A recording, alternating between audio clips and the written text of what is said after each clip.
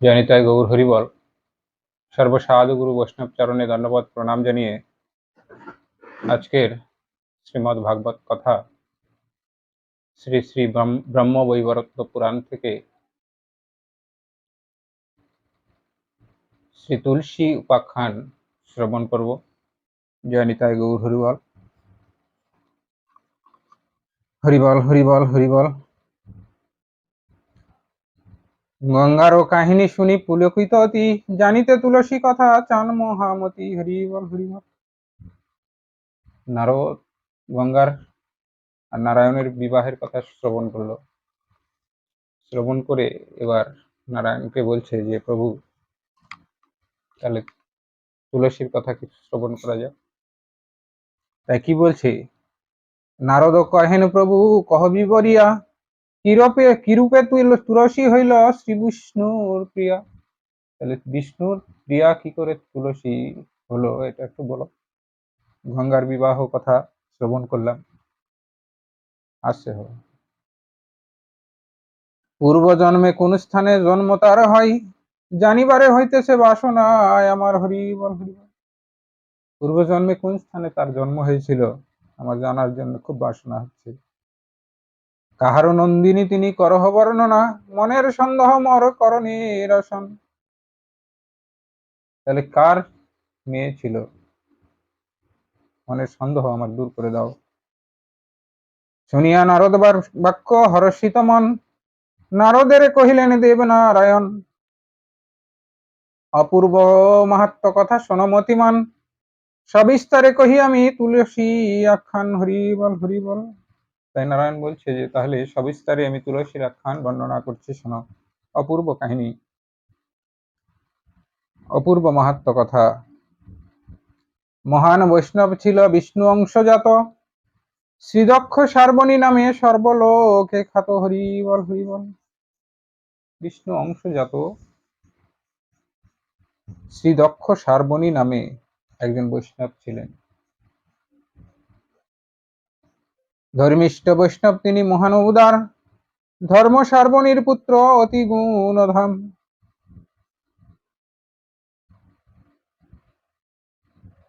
শ্রী বিষ্ণু সার্বণী বলি খ্যাত তার নাম। হরিবল হরিবল। শ্রী ধর্ম সার্বণী নামে তার পুত্র ছিল ধর্মিষ্ঠ বৈষ্ণব, মহাবৈষ্ণব। তাকে শ্রী বিষ্ণু সার্বণী বলেও জগতে লোক জানত। শ্রীদেব সার্বণী নামে পুত্র তার হয়, বিষ্ণু পরায়ণ পুত্র হইল অতিশয়। শ্রীরাজ সার্বণী নামে পুত্র জন্মে তার, বিষ্ণু ভক্ত ধর্মশীল অতি চমৎকার। হরিবল হরিবল। এই শ্রীদেব সার্বণীর আবার একটা পুত্র জন্ম নিল, শ্রীরাজ সার্বণী নাম রাখছে। বিষ্ণু ভক্ত ছিল অতি চমৎকার। রাজ সার্বণীর পুত্র বিষধ্বজ নামে, শিবের পরম ভক্ত এই ধরা ধামে। শিবের পরম ভক্ত এই রাজ সার্বণীর পুত্র আবার বৃষধ্বজ। শিব ভিন্ন অন্য দেবে না করে পূজন, যেখানে যেখানে সেখানে করে দেবতা নিন্দন। হরিবল হরিবল। শিব ছাড়া কোনো কিছু বোঝে না, অন্য দেবতার নিন্দা করে বেড়ায় শিব যেখানে সেখানে। না করিতে যোগ্য পূজা না মানিত কারে, শিব ভয়ে সকলেই ভয় করে তারে। হরিবল হরিবল। শিবের ভয়ে আবার ওকে আবার ভয় পেত লোক। একদিন সূর্য তার দেখিয়া প্রতাপ, স্বভাবভ্রষ্ট হও বলি দেন ও অভিশাপ। হরিবল হরিবল। সূর্যদেব একদিন তার এই সব কাণ্ড দেখে রেগে গিয়ে তাকে অভিশাপ দেন। লক্ষ্মীভ্রষ্ট রাজ্যভ্রষ্ট হইবে সম্প্রতি, বলি বৃষধ্বজে শাপ দেন দীনপতি। হরিবল হরি। লক্ষ্মীভ্রষ্ট হবে, রাজ্যভ্রষ্ট হবে, রাজার সন্তান ছিল, তাই এইসব এই সূর্য দেবতা কিন্তু অভিশাপ দিয়ে দিল। বৃষধ্বজ রাজা ছিল শিব ভক্ত অতি, সূর্য শাপে হইল তার অশেষ দুর্গতি। হরিবল। এই সূর্যের অভিশাপে তখন তার দুর্গতি নেমে এলো, রাজ্য কোথায় গেল, সবকিছু হারিয়ে গেল। ইহাতে কুপিত হন দেব মহেশ্বর, সূর্যপানে শুলা হাতে গেলেন অসত্তর। এবার মহাদেবের যে ভক্ত ছিল এই বিষধ্বজের এরকম অবস্থা দেখে মহাদেব কিন্তু একদম ত্রিশূল নিয়ে সূর্যদেবকে মারতে চলে গেলেন। বধিতে আসেন দেব, দেখি দেব পঞ্চানন, কশ্যপ সমীপে সূর্য করেন গমন। তো যখন দেখলেন সূর্যদেব যে মহাদেব রেগে তার দিকে আসছে মারতে, তখন কশ্যপ মুনির কাছে তিনি সূর্যদেব চলে গেলেন। কশ্যপের সম্বোধিয়া কহে দিবাকর, রক্ষা কর মোরে পিতা বধিবে শঙ্কর, হরি বল হরি। গিয়ে কশ্যপ মুনিকে বলছে যে পিতা আমাকে রক্ষা করো, যে মহাদেব রেগে গেছে, আমাকে তো আমার আর রক্ষা নেই। ত্রিশূল লইয়া করে আসে শূলপাণি, রক্ষার নাহি পিত বধিবে খনি, হরি বল হরি বল। কোপ বসে অগ্নি জলে শিবের নয়নে, তুমি বিনা কে বাপারে রক্ষিতে এখানে, হরি বল হরি বল। তাই বলছে তুমি ছাড়া তো আমাকে আর কেউ রক্ষা করতে পারবে না। শিবের তৃতীয় নয়ন থেকে আগুন বেরোচ্ছে রাগে। শিবেরও ভীষণ মূর্তি করি দর্শন, কশ্যপ সূর্যের এলয়ে করে পলায়ন। শিবের এরকম মূর্তি দেখে, ভয়ঙ্কর মূর্তি দেখে তখন কশ্যপ মুনি সূর্যকে নিয়ে পালিয়ে যায়। শঙ্কিত হইয়া তারা ব্রহ্মলোকে যান, শূলহস্তে মহাদেব সেথা আগুয়ান। এবার ব্রহ্মলোকে গেছে, ব্রহ্মার কাছে, সেখানেও চলে গেছে মহাদেব। ব্রহ্মারে কহেন সূর্য বিপদেরও কথা, শুনিয়া বিধির বুকে বাজে বড় ব্যথা। ব্রহ্মাকে যখন বলেছে তখন ব্রহ্মাও ক্ষেপে থরথর করতে লাগছে। কিবা হবে শুনি সাপেরও কাহিনী, ব্রহ্মাভীত হইলেন দেখি শূলপাণি, হরি বল। ব্রহ্মাও ভয় পেয়ে গেলেন, মহাদেবের রুদ্র রূপ দেখে ব্রহ্মাও ভয় পেয়ে গেলেন। তখন বিধাতা কহেন শোনো কশ্যপ নন্দন, শিবেরে করিতে শান্ত না হব সক্ষম। ব্রহ্মা বলছে না, সূর্যদেব আমার দ্বারা এই মহাদেবকে শান্ত করা সম্ভব নয়। হরকোপ হইতে বলো কে রক্ষিতে পারে, নারায়ণ বিনা আর কে আছে সংসারে। তাই এই মহাদেবকে একমাত্র শান্ত যদি করতে পারে তাহলে একমাত্র নারায়ণ করতে পারে, নারায়ণ বিনা আর কেউ করতে পারবে না। অতএব চলো সবে বৈকুণ্ঠেতে যাই, নিবেদন করি গিয়া নারায়ণের ঠাই, হরি বল হরি বল। তাই চলো বৈকুণ্ঠে গিয়ে নারায়ণকে বলি। এত বলি উহাদের, এত বলি তাদের লইয়ে নিজ সনে, ব্রহ্মাদেব চলিলেন বৈকুণ্ঠ ভবনে। অনুসরিতা সবারে দেব মহেশ্বর, ত্রিশূল লইয়া করে হন অগ্রসর। তাদের পিছনে পিছনে কিন্তু মহাদেবও ত্রিশূল নিয়ে যাচ্ছে। মহাভয়ে সকলেই কাঁপিল অন্তর, ব্রহ্মা ও কশ্যপ কাঁপে কাঁপে দিবাকর। ব্রহ্মা, কশ্যপ মুনি আর সূর্যদেব তিনজনই কিন্তু ভয়ে কাঁপছে আর যাচ্ছে নারায়ণের কাছে। অতঃপর দ্রুতগতি হইয়া ধাবিত, নারায়ণ ধামে তারা হন উপনীত। দ্রুত গতিতে তখন নারায়ণের কাছে গিয়ে দাঁড়ালেন। তাহাদের দেখি তথা দেব নারায়ণ, কহিলেন কিবা হেতু হেতা আগমন। ব্রহ্মা কহে শোনো শোনো দেব নারায়ণ, শিব ভক্তে সাপ দিল কশ্যপ নন্দন। এই কশ্যপ মুনির সন্তান হচ্ছে সূর্যদেব। তাই ব্রহ্মা বলছে যে এই সূর্যদেব কশ্যপ নন্দন শিবভক্ত ঋষধ্বজকে অভিশাপ করেছে। ইহাতে কুপিত হয়ে দেব পঞ্চানন, শূল হস্তে আসে সূর্য করিতে নিধন। এটাতে রেগে পঞ্চানন এই মহাদেব ত্রিশূল নিয়ে সূর্যকে মারতে আসছে। এত বলি শ্রী বিষ্ণুর নিলেন শরণ, রক্ষা করো দেব নারায়ণ। তখন নারায়ণকে বলছে যে রক্ষা করো। কৃপা করি নারায়ণ দিলেন আশ্রয়, মৃদু ভাষে সকলের দিলেন অভয়। সবাইকে অভয় দিয়ে বললেন তোমরা শান্ত হও, দেখছি। শোনো শোনো মনোবাক্য হে দেবগণ, নাহি হেতা তোমাদের ভয়ের কারণ। বলছে এখানে তোমাদের কোনো ভয়ের কারণ নেই, তোমরা শান্ত হও। বিপন্নকে রক্ষা করি শুনি, শোনো দেবগণ, জগতের রক্ষাকর্তা আমি নারায়ণ। নারায়ণ বলছে যে বিপন্ন যারা তাদেরকে আমি রক্ষা করি, তোমরা কেন ভয় পাচ্ছ? শিবের রূপেতে করি জগত সংহার, আমি শিব সূর্যরূপী আমি সনাতন, হরি বল হরি।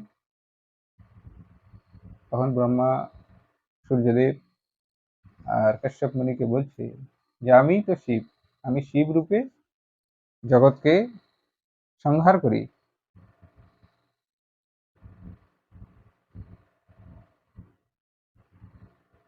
নানা রূপে এই জগৎকে পালন করি। ভয় নাই দেবগণ মম সন্নিধানে, শিবেরে করিব শান্ত প্রবোধ প্রদানে। ভগবান ভোলানাথ শিব মহেশ্বর, ভক্তের অধীন তিনি। দেব মহেশ্বর আর চক্র সুদর্শন, প্রাণাধিক প্রিয় মোর শোন দেবগণ। মহাতেজে তেজস্বান দেব পঞ্চানন, কোটি সূর্য পারে শিব করিতে সৃজন। তাই ব্রহ্মাকে বলছে যে দেব মহেশ্বর আর সুদর্শন এই দুটো আমার প্রিয় জিনিস। এই মহাদেবের এতটাই তেজ, কোটি কোটি সূর্য নিজের নির্মাণ করে নিতে পারবে, অসুবিধা নেই। তব মম কোটি ব্রহ্ম সিজিবারে পারে, তব সম কোটি ব্রহ্মা সিজিবারে পারে, সদা চিন্তে মম রূপ হৃদয় মাঝারে। তোমার মতো কোটি কোটি ব্রহ্মাও তৈরি করে দিতে পারবে শিব, কিন্তু সব সময় আমার কথা চিন্তা করে, আমার নাম গুণগান করে। তো পঞ্চমুখে মোর নাম গাহে পঞ্চানন, তাহার কুশল চিন্তা করি অনুক্ষণ। শিব শব্দে জগতের মঙ্গল বুঝাই, মঙ্গল স্বরূপ বলি শিব কহিতাই। শিব শব্দের অর্থ হচ্ছে জগতের মঙ্গল, তাই মঙ্গলের স্বরূপ হচ্ছে তিনি শিব। ভগবান দেবগণ এই কথা কন, এমন সময়ে শিব উপনীত হন। এমন সময় এসে উপনীত সেখানে এসে দাঁড়িয়ে গেলেন। রক্তবর্ণ ত্রিলোচন দেব দিগম্বর, বৃষের উপরে চড়ি এলেন সত্তর। চোখ লাল টকটক হয়ে আগুনের মতো হয়ে বৃষের উপরে চড়ে, ষাঁড়ের উপরে চড়ে সেখানে এসে উপস্থিত হলেন। ত্রিশূল করেতে তার আছে শোভামান, অঙ্গ তার ক্রোধ ভয়ে ভরে হয় কম্পমান। নারায়ণে হেরি সেথা শিবন সেই ক্ষণে, প্রণাম করিল তারে ভক্তিযুক্ত মনে। নারায়ণকে দেখেই সঙ্গে সঙ্গে ঠান্ডা হয়ে ভক্তি করল তাকে। কিরীট কুণ্ডলধারী কৃষ্ণ সুন্দর, বনমালা বিভূষিত শ্যামন অটবর। সুন্দরভাবে গৌরহরি আমার কিশোর রূপ ধারণ করে দাঁড়িয়ে আছেন, কৃষ্ণ রূপে দাঁড়িয়ে আছেন। দেখে সঙ্গে সঙ্গে প্রণাম করে, তাহারে প্রণাম করি দেব মহেশ্বর করিলেন চতুর্মুখে নত। অতঃপর তাকে প্রণাম করে যখন ঠান্ডা হলো, রাগটা নরম হয়ে গেল, তখন ব্রহ্মাকে আবার প্রণাম করলেন। ব্রহ্মা, শিব আর বিষ্ণু তিনজন কিন্তু একই, কিন্তু কেউ কাউকে ছোট করে না কখনো। যে যার সঙ্গে দেখাও সে তাহাকেই নমস্কার করবে। শিব যদি ব্রহ্মাকে দেখতে পায় ব্রহ্মাকে নমস্কার করবে, ব্রহ্মা শিবকে দেখতে পেলে শিবকে নমস্কার করবে। কেউ কাউকে কখনো ছোট ভাবে না, সবাই সবাইকে সম্মান করে। বিষ্ণুরে করিয়া স্তব দেব পঞ্চানন, ইষ্টচিত্তে আসনেতে বসিলা তখন। আসিয়া শিবের পাশে বিষ্ণুর কিঙ্কর, চামর ব্যঞ্জন করে প্রফুল্ল অন্তর। তখন বিষ্ণুকে প্রণাম করা মাত্র শান্ত হয়ে গেল, আসন নিয়ে বসলেন। বিষ্ণুর যত সেবক ছিল তারা এসে তখন চামর ব্যঞ্জন করতে লাগলেন শিবকে। অনন্তর মহেশ্বর প্রচ্ছন্ন হয়ে হরিরে করেন স্তব প্রফুল্ল হৃদয়ে। তখন রাগ একদম নেই, প্রচ্ছন্ন হয়ে গেল। তখন গোবিন্দের স্তব করতে শুরু করলেন। প্রসন্ন হইয়া তারে কন নারায়ণ, মহাদেব শিব তুমি মঙ্গল কারণ। জ্ঞানের দেবতা তুমি শোনো মৃত্যুঞ্জয়, কি কারণে আসিয়াছ কিসে তব ভয়। ব্যস্তভাবে আসিয়াছ কিসেরও কারণ, কিসের বিপদ তব কহ পঞ্চানন। শিবকে তখন নারায়ণ জিজ্ঞেস করছে যে তুমি এই ব্যস্তভাবে কেন এসেছ। সবারও কল্যাণ তুমি করিছ সাধন, যুগের প্রধান তুমি বিদিত ভুবন। হরি বল হরি বল। জ্ঞানী শ্রেষ্ঠ তুমি এই জগৎ মাঝারে, অজ্ঞান চলিয়া যায় তোমা হতে দূরে। তুমি তো জ্ঞানীর শ্রেষ্ঠ, তোমাকে দেখলে অজ্ঞান দূর হয়ে যায়, যে তোমাকে দেখবে তার অজ্ঞান দূর হয়ে যায়। সমনের তুমি শিব করি পরাজয়, ধারণ করিলা তুমি নাম মৃত্যুঞ্জয়। তুমি মৃত্যুর দেবতাকে, মৃত্যুকেও তুমি পরাজিত করে মৃত্যুঞ্জয় নাম গ্রহণ করলে। অতএব বলো মোরে দেব পঞ্চানন, কৈলাস তেজিয়া কেন হেথা আগমন। তাহলে কৈলাস ত্যাগ করে তুমি এখানে কেন এলে। নারায়ণের বাক্যে শিব অতি প্রীত হন, বিনয় করিয়া তারে করজোর কন। বিশ্বের বিধাতা তুমি বিশ্ব অধিপতি, সুবিচার কর দেব তুমি মম প্রতি। তুমি তো বিশ্বের বিধাতা, তুমি বিশ্বের অধিপতি, তুমি তাহলে সুবিচারটা করে দাও। শ্রীরাজ সার্বণী পুত্র বিশুদ্ধজ নাম, মম প্রিয় ভক্ত অতি গুণধাম। তো বিশুদ্ধ শ্রীরাজ সার্বণীর পুত্র বিশুদ্ধ আমার প্রিয় ভক্ত, তাহারও কারণে আমি পাই বড় লাস, সূর্যের অপ্রিয় পাত্র বিশুদ্ধর রাজ। তো তার কারণে আমি লজ্জা পেয়ে গেলাম। বিশুদ্ধ আমার শিষ্য, আর এই সূর্যের হচ্ছে অপ্রিয়, সূর্য তাকে অভিশাপ প্রদান করলো। সূর্য তারে অভিশাপ করিলা প্রদান, তাহাতে জন্মিল ক্রোধ শুনো গুণবান। ভক্ত বৎসল আমি কে রোধে আমারে, উদ্যত হইন আমি সূর্য বোধিবারে। তাই আমি তো ভক্ত বৎসল, ভক্তের কষ্ট আমি দেখতে পারিনি, তার জন্যে আমার এই ক্রোধ উদয় হলো। তাহলে কেউ কেউ বলে যে বৈষ্ণব হয়েছে, রাগটা তো এখনো যায়নি, কেন রাগ হবে?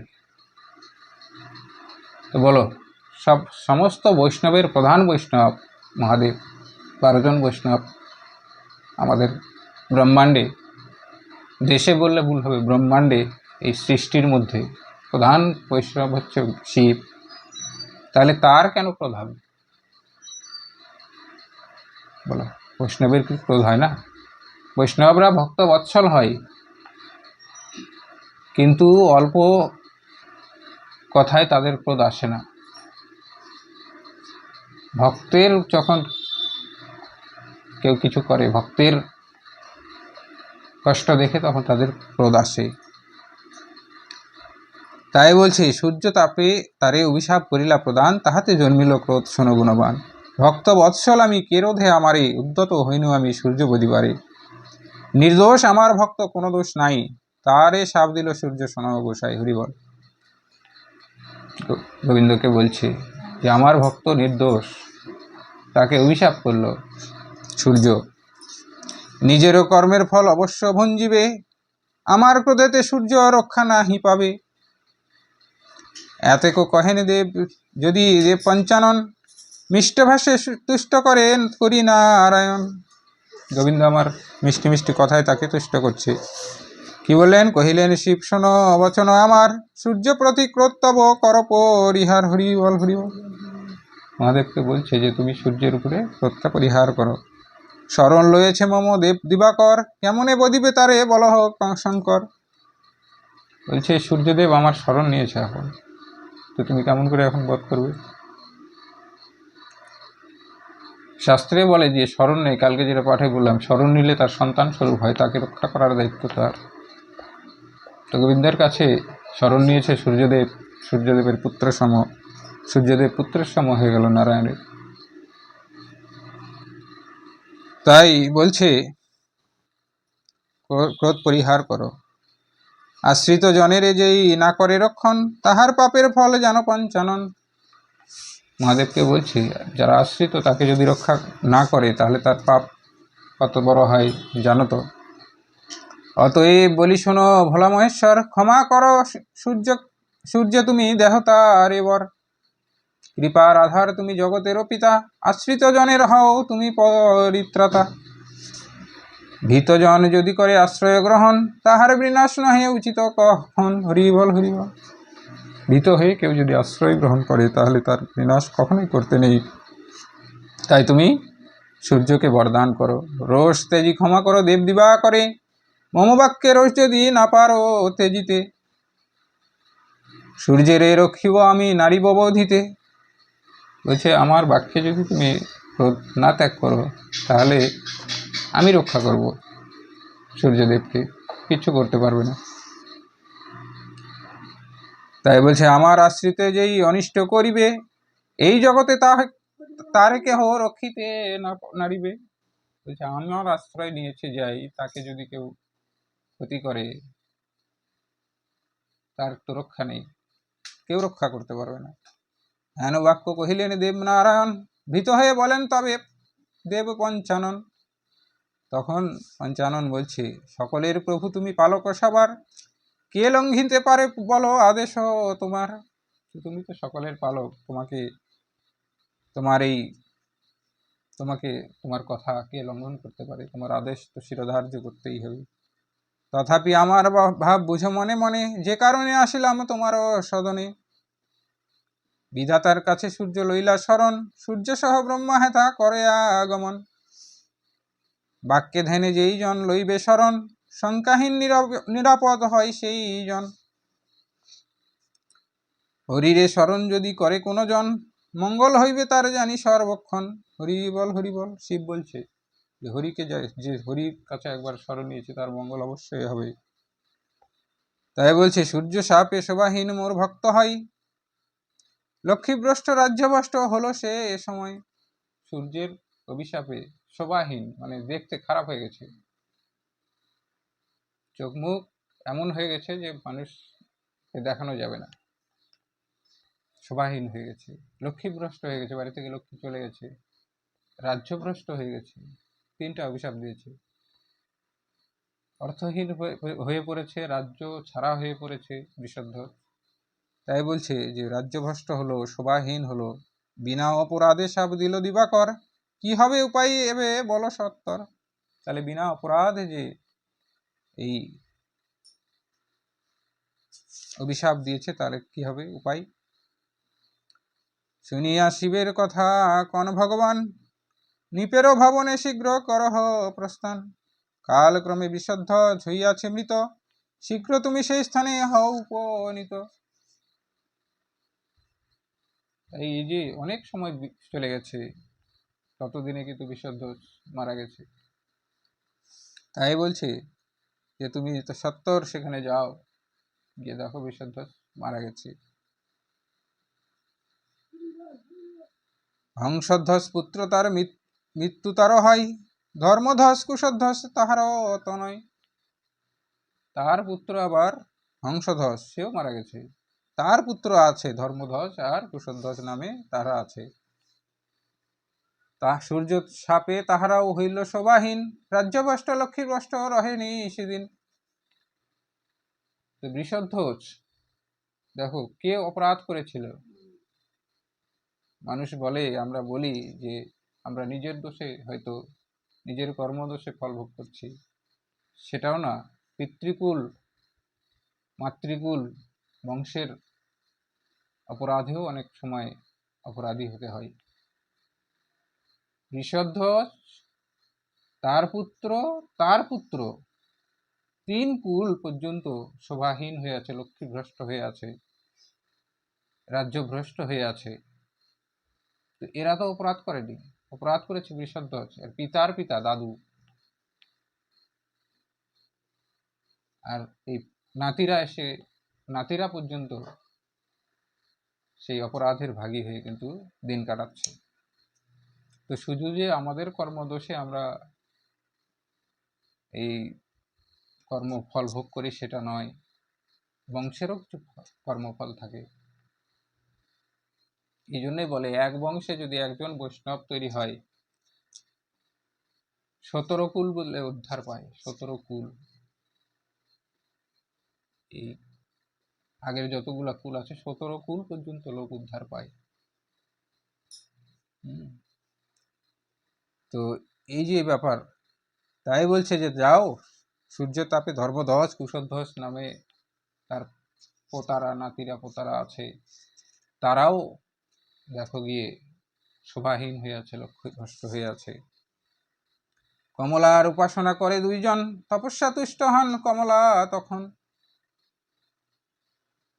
কমলা লক্ষ্মী উপাসনা তারা করেন। কমলা তাদের তপস্যায় সন্তুষ্ট হয়েছে। অংশরূপে জন্মিবেন গর্ভেতে ভার্যার, শোভাযুক্ত লক্ষ্মীযুক্ত হইবে আবার। তো লক্ষ্মী তাদের অংশযুক্ত হয়ে জন্মগ্রহণ করবে। হে শম্ভু, হে মহেশ্বর, করিও না ক্রোধ, এখনই প্রস্থান করো মম অনুরোধ। তুমি এখনই যাও। ভক্ত তব কালক্রমে লভেছে মরণ, সূর্য ব্রহ্মা সকলেই করহ গমন। এই কথা সকলেরই কহি ভগবান, লক্ষ্মী সহ অন্তপুরে করেন প্রস্থান। দেবগণ নিজ স্থানে ফিরন তখন, তপস্যায় যান শিব অতি ইষ্টমন, হরি বল হরি বল হরি বল। এইভাবে এই লক্ষ্মী কিন্তু তুলসী রূপে জন্মগ্রহণ করলো। লক্ষ্মী নিজেই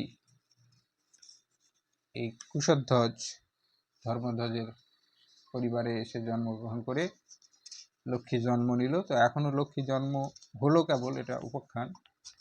এবার তারপরে অনেক বড় আছে কাহিনী, তো এগুলো তো একদিনে সম্ভব নয়।